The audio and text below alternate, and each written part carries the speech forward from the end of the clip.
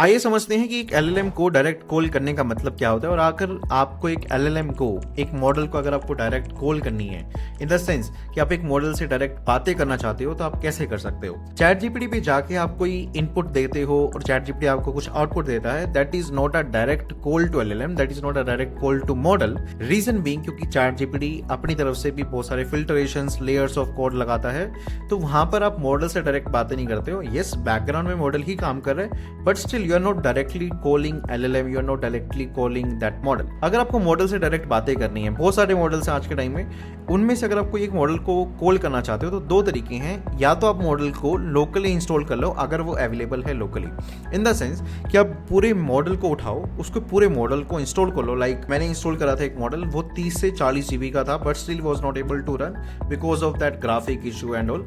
सो अगर आप इस मॉडल को रन नहीं कर पाते हो तो वो मॉडल क्लाउड पे अवेलेबल होता है, जिसका काम क्या है कि आप क्लाउड पे अगर आप उसको एक्सेस करना चाहते हो तो आपको कुछ अमाउंट ऑफ मनी देना पड़ता है।